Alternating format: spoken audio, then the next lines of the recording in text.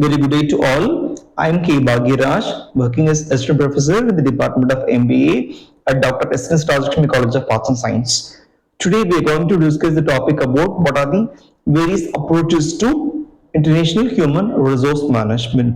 So there are the four different various approaches to be causes based upon this IHRM. The first function is polycentric approach.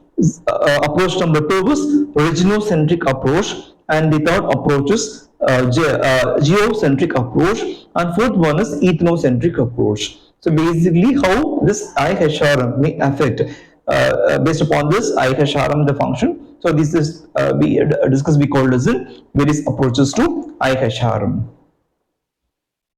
So now we are going to discuss about in detail about what are the different various approaches about IHRM functions. The first approach is, what do you mean by the ethnocentric approach? In an ethnocentric approach, the parent company's beliefs the subordinates must adapt and follow all the procedures and policies of the parent companies is called as an ethnocentric approach.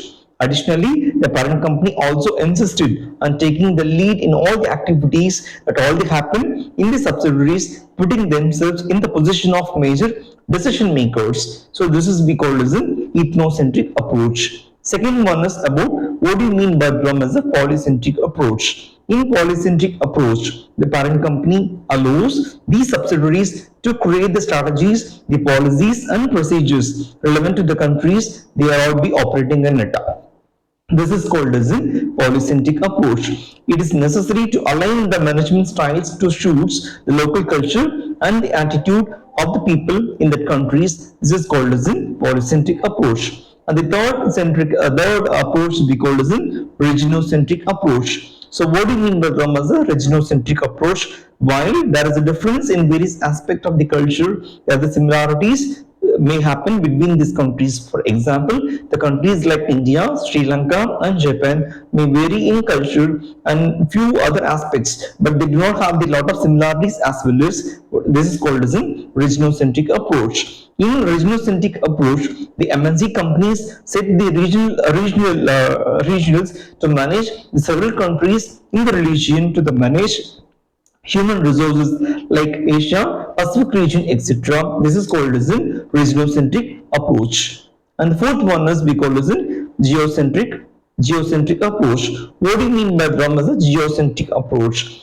A geocentric approach 4x4 is one of the best and most flexible approaches to IHRM. So the management does not believe in geographical barriers and think that every countries and regions or subsidiaries has their own strengths and it is smart to go by them and make the best use of it. And the second approach is, these companies are considered very mature in management process and they are we create flexibility for the people to voice like their opinions and incorporate them if they seem fit for us.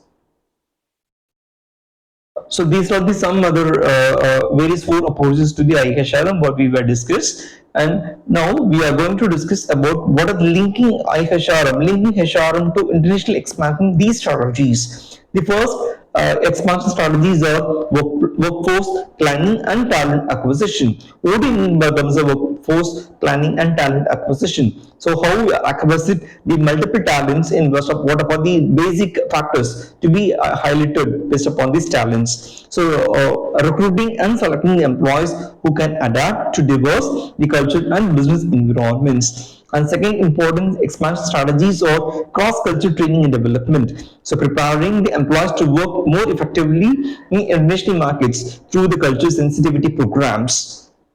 Third one is about the compliance and legal considerations. So what do you mean by the legal compliance and legal considerations? Ensuring the adherence to the labor laws, tax regulations and employment standards across different countries. This is called as a compliance of legal considerations. And fourth important aspects of term is about the compensation and the benefits of the strategies. So what do you mean by the compensation? So fixing the wages in the right people for the right designation for the right mode we call as in compensation techniques, and compensation some of the benefit strategies. So these designing of the global pay structures considering local economic conditions and employee expectations. This is called as in compensation benefits and strategies.